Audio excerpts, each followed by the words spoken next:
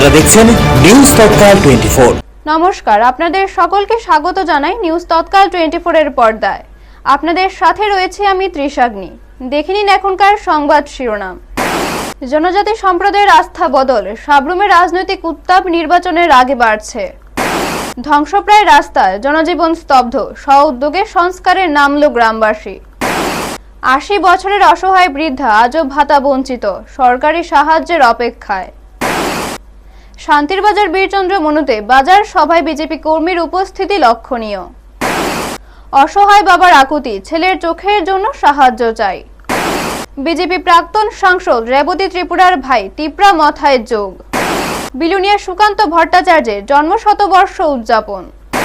মুখ্যমন্ত্রীর নামে সামাজিক মাধ্যমে কুরুচিকর পোস্ট, সাবরুমের কলাছড়া থেকে যুবক গ্রেপ্তার। মহানাম সেবক সংঘের মন্দিরের চূড়া উন্মোচন, 4 দিন ব্যাপী ধর্মীয় কর্মসূচি।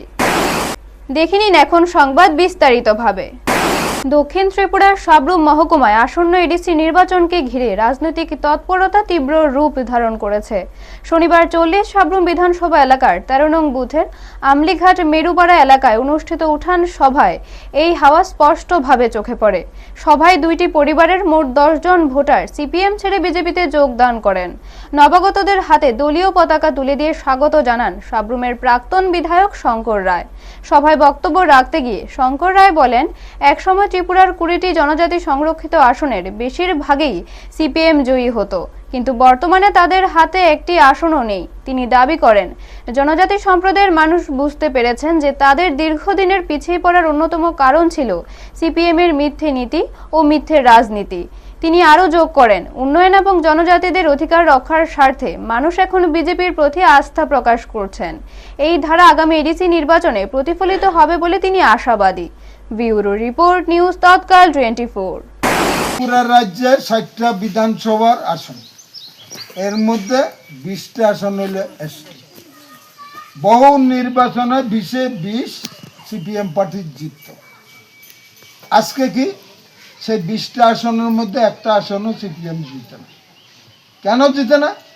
আজকে জনজাতিরা বুঝতে পারছে এই রাজ্যের জনজাতিদের যদি কেউ সর্বনাশ করে থাকে, সেই সর্বনাশের নায়কের নাম হলো সিপিএম পার্টি। পথে পা রাখলেই যেন খারাপ পাহাড়, এভাবে বর্ণনা করেছেন এলাকার সাধারণ মানুষ। কমলপুর মহকুমার উত্তর হালহালি গ্রাম পঞ্চায়েতের এই জনপদে একমাত্র চলাচলের যোগ্য মাটির রাস্তা এখনো পুরোপুরি ধ্বংসপ্রায়। পঞ্চায়েত অফিসের জানালা থেকে রাস্তাটির ভঙ্গুর অবস্থার দৃশ্য প্রতিনিয়ত চোখে পড়ে, তবু প্রশাসনিক পদক্ষেপের খোঁজ মেলেনি। স্থানীয়রা অভিযোগ করেছেন, প্রতিটি নির্বাচনের আগে উন্নয়নের প্রতিশ্রুতি পায়, ভোটের পর তার সব হারিয়ে যায়। প্রায় 200 জনের এই গ্রামবাসী আজ প্রাথমিক অবকাঠামোর সুবিধা থেকেও বঞ্চিত। বারবার সংশ্লিষ্ট দপ্তরের দ্বারস্থ হলেও কোনো কার্যকর ব্যবস্থা হয়নি।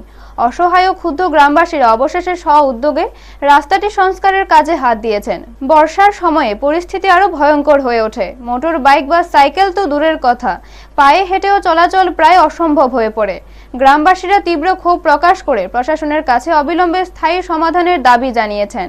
তাদের উদ্যোগ এখন স্থানীয় জনজীবনের স্বাভাবিকতা ফিরিয়ে আনার এক নতুন অধ্যায়ের সূচনা।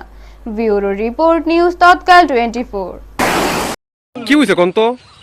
আরে কি দুঃখের কথা কমু কন, আমার বয়স হলো এখন 60। আজকে থেকে 100 বছর আগে থেকে পুরানা রাস্তা হয়েছে এটা।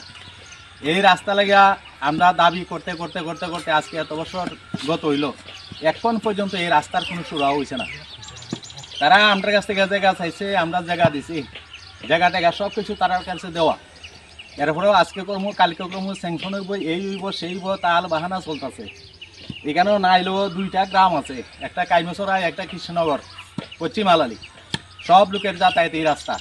বাড়িতে অসুস্থ রোগ আছে, মেয়ে লোক আছে, হসপিটালের প্রবলেম, ফায়ার সার্ভিস দিত না, এই ধরনের সমস্যা। এখন এই কয়েকদিনের বৃষ্টিতে রাস্তার বেহাল দশা। এই রাস্তা দিয়ে আমরা চলাচল করতে পারতেছি না, বাজারহাটে যাইতে পারতেছি না, এবং বাজারহাটে গেলে বাড়িতে আবার কোনো রাস্তা পাইতেছি না। অন্য দ্বিতীয় কোনো প্রকল্প রাস্তা নেই যে এই রাস্তা দিয়ে আমরা চলাচল করবো। বহুত কষ্টে দুঃখের মধ্যে আমরা চলছি। এখন আমরা গ্রামবাসীরা আমরা নিজেরা মিললা কোদাল বেল ছালুইয়া ওই কিছু কিছু মেরামত করতেছি এবং নিজের পকেটের পয়সা দিয়ে কিছু আবিষান্য ফেলানোর চিন্তা করতেছি। এর আগেও আমরা কয়েকবারই ফেলাইছি। সরকারের সাহায্যের জন্য এখনো হাত বাড়িয়ে আছেন ৮০ বছরের বৃদ্ধা সরুবালা দেববর্মা। বয়সের ভার বহন করে জীবনযাপন করলেও স্বামীহারা এই জনজাতি বৃদ্ধা এখনো সরকারি ভাতার অপেক্ষায় দিন কাটাচ্ছেন। ঘটনা চরিলাম ব্লকের রামনগর ভিলেজের ৪ নং ওয়ার্ডের রামপদপাড়ায়। সরুবালা দেববর্মা দীর্ঘদিন ধরে ভাতার আবেদন করেছেন, তবে প্রশাসনিক জটিলতার কারণে এখনো তিনি সরকারি সহায়তা পাচ্ছেন না। প্রতিবেশীরা জানান বৃদ্ধা খুবই অসহায়, সাহায্যের জন্য বারবার আবেদন করছেন কিন্তু কিছুই হচ্ছে না। স্থানীয় প্রশাসন ও সমাজসেবীদের প্রতি তার আহ্বান যেন ভাতা অবিলম্বে প্রদান করা হয়। ব্যুরো রিপোর্ট, নিউজ তৎকাল 24। আপনার বাতা আমার বাতা স্বামী নাই, জায়গা জমি নাই, হে লাগে তা আমি কষিলাম বাতা পাইছেন না? পাতা পাইছি না, জায়গা বন নাই, ক্ষেত বন নাই, বসবাড়ি নাই, বাগান নাই, কিচ্ছু নাই। আমি কাম করে খাই লেছি সারাদিন, সারা বছর আমি কাম করছি। আপনি রেশন কার্ডটা কি বিপিএল? এরপরও বাতা পাইছেন না? না, পাইছি না, খুব কষ্ট করে আমি খাচ্ছি। নির্বাচনের উত্তেজনা ছড়াচ্ছে দক্ষিণ জেলার বীরচন্দ্র মনু মনপাথর এলাকায়। বিজেপি দলের শান্তিরবাজার মণ্ডলের উদ্যোগে এক বর্ণাঢ্য প্রচার মিছিল ও বাজার সভা অনুষ্ঠিত হয়েছে। এই অনুষ্ঠানে উপস্থিত ছিলেন শান্তিরবাজার মণ্ডল সভাপতি দেবাশিস ভৌমিক, দক্ষিণ জেলার সম্পাদক রাজু নাথ, জনজাতি মোর্চার রাজ্য কমিটির সদস্য রামবাবু রিয়াং, মণ্ডল সভাপতি উপেন্দ্র রিয়াং, সহসভাপতি রমেশ রিয়াং এবং অন্যান্য নেতৃবৃন্দ। মিছিল শুরু হয় বীরচন্দ্র মনু মনপাথর বিজেপি কার্যালয় থেকে এবং শহরের বিভিন্ন জনপদ পরিক্রমণ শেষে বাজার সভায় মিলিত হয়। উপস্থিত নেতারা জনসমক্ষে দলীয় কার্যক্রম ও নির্বাচনী প্রতিশ্রুতির কথা তুলে ধরেন। বিশেষত বাজার সভায় বিজেপি কর্মী ও সমর্থকদের উপস্থিতি ছিল চোখে পড়ার মতো। ব্যুরো রিপোর্ট, নিউজ তৎকাল 24। আমরা বলছি ত্রিপুরা বিধানসভায় বিজেপিকে পূর্ণ ক্ষমতা দিলেই শুরু হবে না, এডিসিতেও বিজেপিকে পূর্ণ ক্ষমতা দিতে হবে। এডিসিতে বিজেপিকে পূর্ণ ক্ষমতা দিয়ে দেখুন যেইভাবে আমাদের বিধানসভা থেকে বাজেট হচ্ছে সারা ত্রিপুরা রাজ্যের উন্নয়নের জন্য, প্রত্যেকটা মানুষের উন্নয়ন, দল মতের ঊর্ধ্বে উঠে মানুষের কাছে বিভিন্ন পঞ্চায়েত সমিতি, জেলা পরিষদ পৌঁছে দিচ্ছে। আমরাও বলছি এডিসিতে বিজেপিকে পূর্ণ ক্ষমতা দিন, বিজেপি নেতৃত্বাধীন এডিসি প্রত্যেকটা মানুষের কাছে দল মতের ঊর্ধ্বে উঠে প্রত্যেকটা বেনিফিশিয়ারি মানুষের কাছে পৌঁছে দেবে, তাতে কোনো রাজনীতির রং দেখবেন না। কিন্তু আপনাদেরকে সংকীর্ণ রাজনীতির ঊর্ধ্বে উঠে বেরিয়ে আসতে হবে। তার জন্য বলছি বন্ধুগণ, আমাদের সময় বেশি নেই। আগামী যে কয়েকটা দিন রয়েছে আমাদের প্রত্যেকটি কার্যকর্তা যেমন আপনাদের কাছে যাবে। ছেলের চোখের আলো ফিরিয়ে দিতে এক অসহায় বাবা শেষ আশ্রয় খুঁজছেন সরকারে। সদর মহকুমার কাঁঠালতলী পঞ্চায়েতের ৮ নং ওয়ার্ডে দিনমজুর সুনীল শীলের একমাত্র ছেলে পলাশ শীল বর্তমানে দৃষ্টি হারিয়েছেন। ছোটবেলায় দুর্ঘটনার কারণে পলাশের চোখে গুরুতর সমস্যা দেখা দেয়। বছর ধরে রাজ্য বহিরাজ্যের বিভিন্ন হাসপাতাল ও চিকিৎসকের সাহায্য চেষ্টার পরও চোখের অবস্থা অপরিবর্তিত রয়ে যায়। হাপানিয়া মেডিকেল কলেজ হাসপাতালের চক্ষু বিশেষজ্ঞরা জানান, পলাশ শীলের চোখ শুধুমাত্র একটি বড় বহিরাজ্য হাসপাতালে অপারেশন করালে সুস্থ হতে পারে, কিন্তু চিকিৎসার খরচ বহন করতে সুনীল শীলের অর্থ নেই। স্ত্রী মারা যাওয়ার পর 2 কন্যা ও পলাশকে নিয়ে দিন যাপন করা এই বাবা এখন দিশেহারা। সুনীল শীল সংবাদ মাধ্যমের মাধ্যমে জানিয়েছেন, এলাকায় অনেকে নেতার কাছে সাহায্য চেয়েছিলেন কিন্তু কেউ সাড়া দেয়নি। তাই তিনি মুখ্যমন্ত্রীর কাছে ছেলের চোখের দৃষ্টি ফিরিয়ে আনার জন্য সাহায্যের আকুতি জানিয়েছেন। ব্যুরো রিপোর্ট, নিউজ তৎকাল 24। তুমি কি দুটো চোখেই দেখো না? না, আমি একটা চোখে দেখি আর একটা চোখে মানে ডাবল দেখি আর কি। আচ্ছা আচ্ছা, তোমার নাম কি? আমার নাম পলাশ শীল। আচ্ছা, মানে ডাক্তার কি কইছিল তোমারে? ডাক্তার কইছে তো বাইরে এখানে তো কোন হইতো না। সমস্যা কি হয়েছে চোখে? চোখে ছোটবেলায় ব্যথা পাইছিলাম, টাকার অভাবে চিকিৎসা করতে না। ত্রিপুরাতে কোনো জায়গায় বাদ রাখছে, সব জায়গাতে ডাক্তার দেখাচ্ছি, গুয়াহাটিও ডাক্তার দেখাচ্ছি, তারা সমস্যা হয়েছে সমাধান এখানে হইতো না, অনেক টাকার দরকার লাগবো। তা আমি টাকা পয়সা কোনো ব্যবস্থা করতে পারছি না। আমার যা আসলো সম্পদ আমি শেষ করে নিচ্ছি। এখন আমার আর টাকা টুকা কিছু নাই, আমি চিকিৎসা করাইতে না। ডাক্তার কি কইছে? বাইরে নিতে নিতে কইছে, বাইরে নিলে চিকিৎসা হইব যে অনেক টাকার দরকার লাগে। এবারে আমার অনুরোধ হচ্ছে একটু মুখ্যমন্ত্রীর সাহায্য একটু পাইলে আমার চোখের চিকিৎসাটা ভালো হইব। আমি পাইতাছি না এই সাহায্যটা। আমার সাধারণ আমার এলাকার নেতারা আছে গেছি সাহায্য লাগে, তারাও কিন্তু আমার একটু সাহায্য করবো কইছে, তারাও আমার করে না। রাজনৈতিক ময়দানে যেন ছক্কা মারলেন প্রদ্যুৎ কিশোর দেববর্মন। তীব্রামথার সুপ্রিমো প্রদ্যুৎ কিশোর দেববর্মনের ঘোর বিরোধী বলে পরিচিত বিজেপির প্রাক্তন সাংসদ রেবতী ত্রিপুরার ভাই ধনঞ্জয় ত্রিপুরা এবার যোগ দিয়েছেন তীব্রামথায়। গন্ডাছড়ায় অনুষ্ঠিত একটি অনুষ্ঠানে এডিসির কার্যনির্বাহী সদস্য রাজেশ ত্রিপুরার হাত থেকে ধনঞ্জয় ত্রিপুরা তীব্রামথার পতাকা গ্রহণ করেন। অনুষ্ঠানে দলের অন্যান্য নেতৃবৃন্দ উপস্থিত ছিলেন। স্থানীয় বিশ্লেষকরা মনে করছেন বিজেপি দলের প্রাক্তন সাংসদ রেবতী ত্রিপুরার ভাই ধনঞ্জয় ত্রিপুরার এই যোগদান তীব্রামথার রাজনৈতিক কৌশলকে শক্তিশালী করবে এবং প্রয়োজনীয় এলাকায় দলের প্রভাব বাড়াতে সহায়ক হবে। রাজনৈতিক মহলে এটি একটি বড় বার্তা হিসেবে দেখা হচ্ছে। ব্যুরো রিপোর্ট, নিউজ তৎকাল 24। আমাদের এখানে একটা জয়েনিং প্রোগ্রাম আমাদের পার্টি অফিসে আমাদের সাথে উপস্থিত ওয়াইটি বিধায়ক খতরজ এরিয়া মধু কুমার ত্রিপুরা। অনেক আগে আপনারা দেখেছেন যে মধু নিয়ে কারাকারি অনেকে আপনারা বলেছেন। তিদাবলে আমাদের প্রেসিডেন্ট দুইজন আছে, রেমা বিলি এবং নম্বর কলিতা রিয়াম নির্মলা ত্রিপুরা। পিসিএফ প্রেসিডেন্ট আছে অজয় কুমার দাস, ওয়াইটি প্রেসিডেন্ট রতন বাবু উপস্থিত, রতন বিকাশ চাকমা, এবং আমাদের সাথে সবাই ওয়াইটি যারা নেতৃত্ব আছে উপস্থিত। আমাদের যে অনারেবল এমএলএ উনিও আগরতলাতে ছিল, তার জন্য আজকে উপস্থিত হতে পারেনি। আমাদের মধ্যে যোগাযোগ হয়েছে। তো যে আমাদের একটা ছোট একটা জয়েনিং প্রোগ্রাম, আমি একটা পরিচয় দিতে চাই। ওনার নাম হচ্ছে ধনঞ্জয় ত্রিপুরা, আমাদের যে অনারেবল এক্স এমপি আমার ভাই রেবতী ত্রিপুরা, ওনার শিবলিং, তার ছোট ভাই। তো উনি আমাদের সাথে আজকে জয়েন করেছে।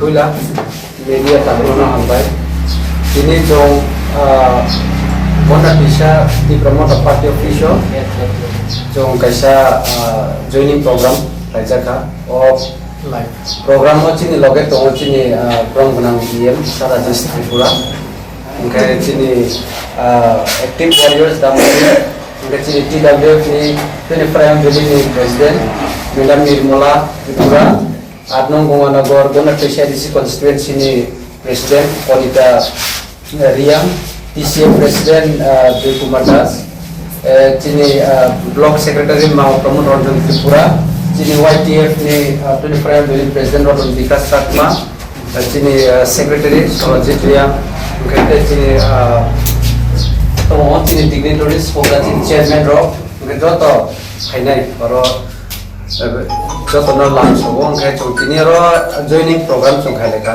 নাইদি তিনি ও মিডিয়ান বিসিংতি চংবো না সারা নাইনা থাম চিনি তীব্রাসানি ভবিষ্যৎ চিনি তীব্রাসানি ভবিষ্যৎ শুধু মহারাজ সিংনি বকাইসান তংসিব आं जयग्रमन कारणखा आं आगेबो कुनो पार्टी बाय आं मेम्बर करे आं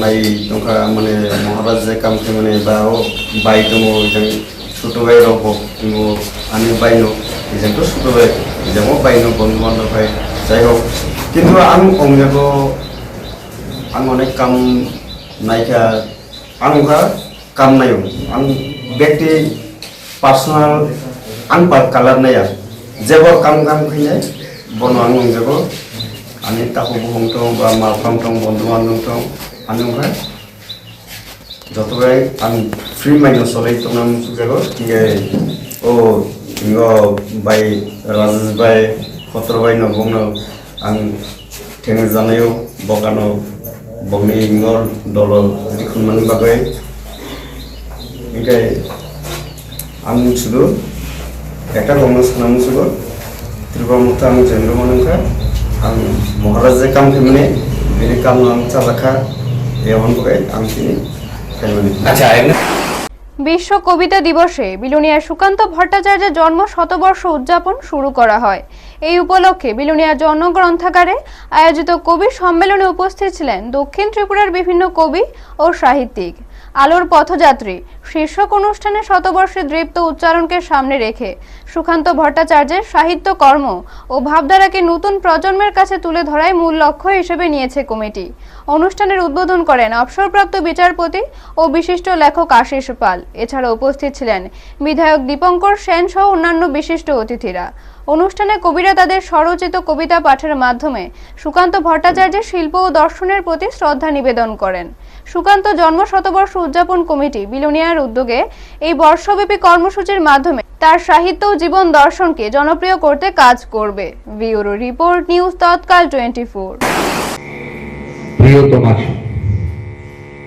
সীমান্তে আজ আমি প্রহরী, অনেক রক্তাক্ত পথ অতিক্রম করে আজ এখানে এসে থমকে দাঁড়িয়েছি স্বদেশের সীমানায়।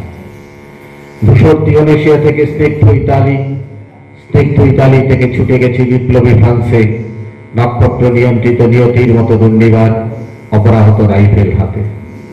ফ্রান্স থেকে প্রতিবেশী বার্মাতে আজ দেহে আমার সৈনিকের কড়া পোশাক, হাতে এখনো দুর্জয় রাইফেল, রক্তে রক্তে তরঙ্গিত যায় আর শক্তির দুর্দহ দম্ভ।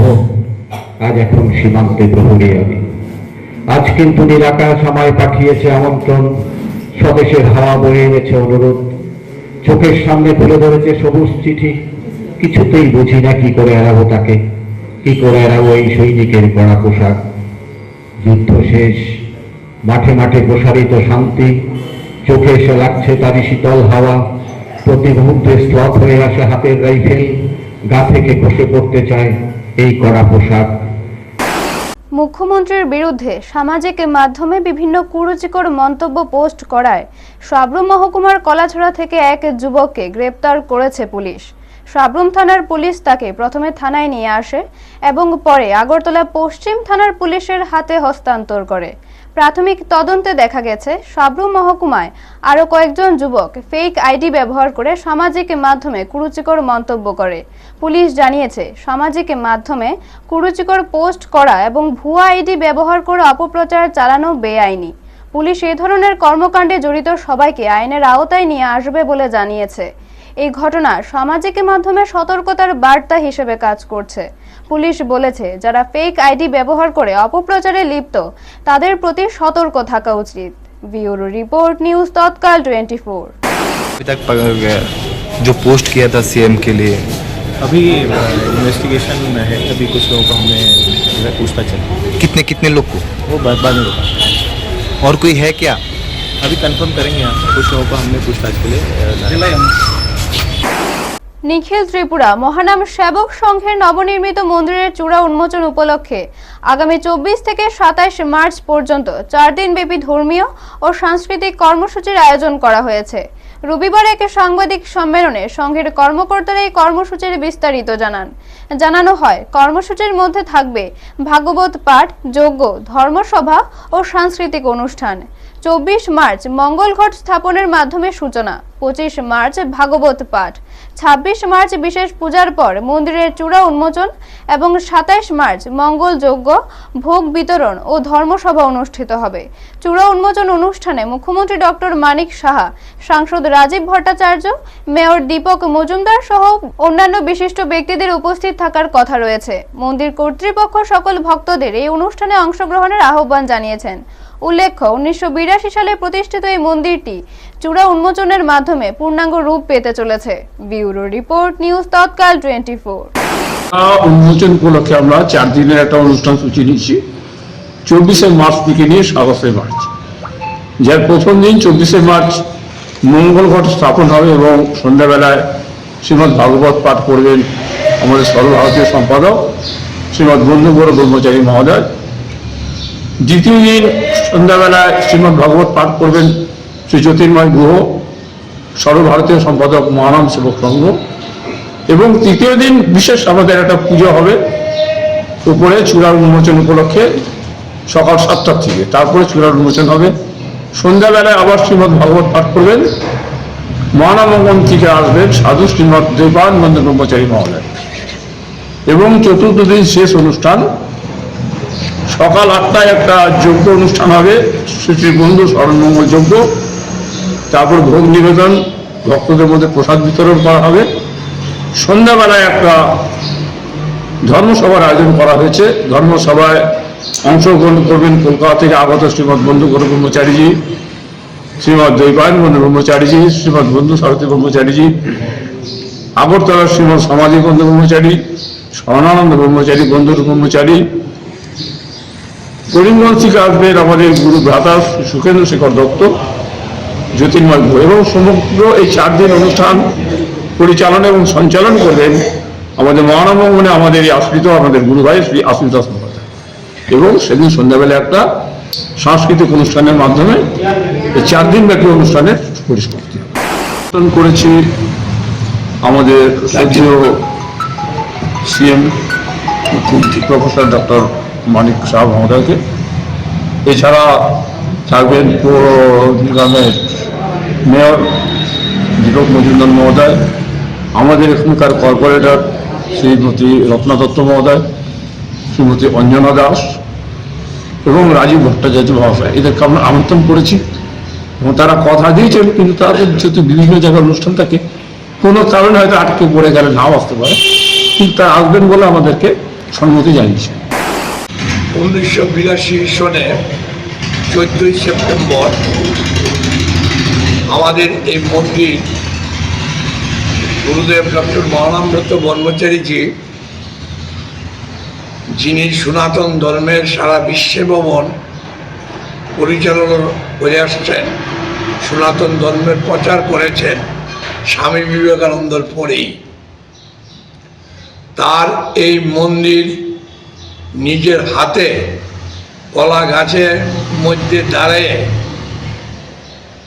ভূমি পূজা, বিষ্ণু পূজা সমস্ত কিছু ক্রিয়াকলাপ করে গিয়েছিলেন।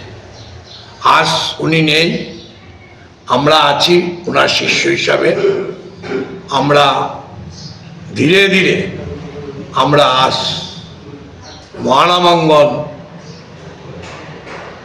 আমরা প্রতিষ্ঠিত করতে পারছি এবং বিভিন্ন সামাজিক অনুষ্ঠান আমরা করে যাচ্ছি প্রতি বছরই। এখনকার মতো সংবাদ এই পর্যন্ত। পরবর্তী সংবাদের জন্য চোখ রাখুন নিউজ তৎকাল 24 এর পর্দায়। আপনারা দেখছেন নিউজ তৎকাল 24।